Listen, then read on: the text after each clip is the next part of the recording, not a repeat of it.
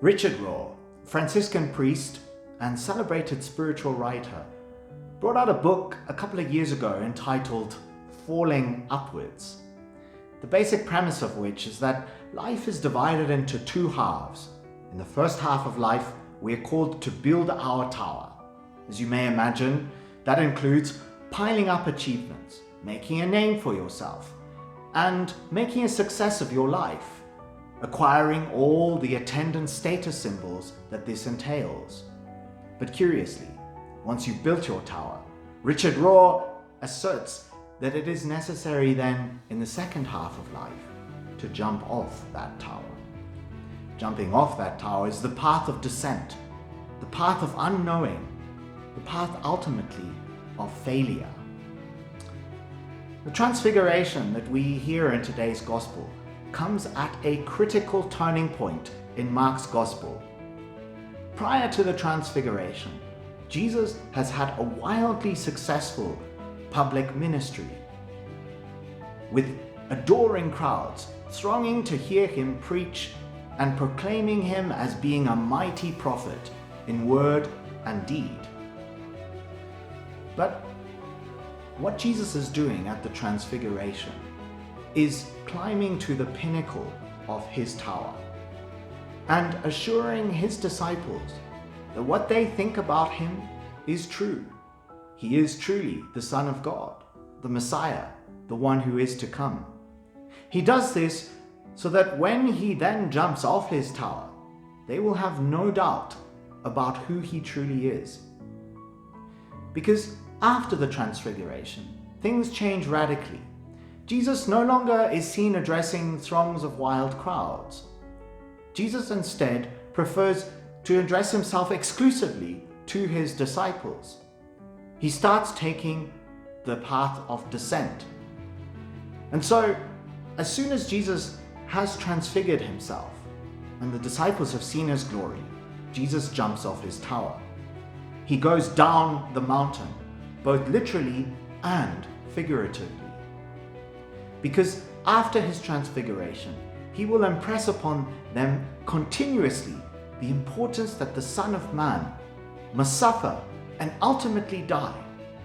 The path of descent for Jesus leads to the cross, and Jesus does not shy away from this. I think Jesus teaches us a very important lesson in the transfiguration of how we are to go about taking this path of descent, and what truly enables us to have the courage to jump off our towers. Jesus' experience of the Father's love, of being told, "You are my beloved Son, in whom I am well pleased," that is the experience that enables him to jump off his tower. Think about it. Have you ever had a time in your life, perhaps a day, that was the perfect day? You were just so filled with unadulterated joy, just so carefree, that you said to yourself, "Even if I die today, I do not mind. I will have lived, truly lived. The Lord can take me today." This was the experience of Jesus on Mount Tabor. This is where we learn that our greatest achievement in life is letting ourselves be loved by God.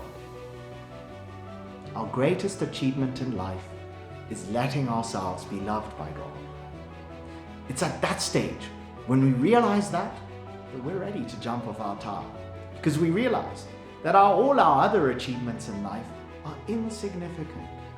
Insignificant compared to receiving the love of God. And this gives us a radical freedom to simply say, whatever comes after this doesn't matter, because I take the love of God with me, even if I jump off my tower. I don't need any of that. And this is the radical freedom we see in Jesus, to love and to let himself be loved by God. But curiously enough, I think Jesus' life also teaches us that before we're ready to jump off our tower, we need some form of success to quieten those voices of self-doubt that we heard in our minds. In order to jump off our tower, we need to have a tower in the first place. There needs to be a false self that we can then abandon. And so I think we are given this passage here now at the time of Lent so that we too may accompany Jesus on his path of descent. That during Lent we may learn in a small way to jump off our towers. That we may have that freedom necessary to know that all we really need is to let ourselves be loved by God. The rest comes by itself. So let us pray for this grace. God bless and have a good day.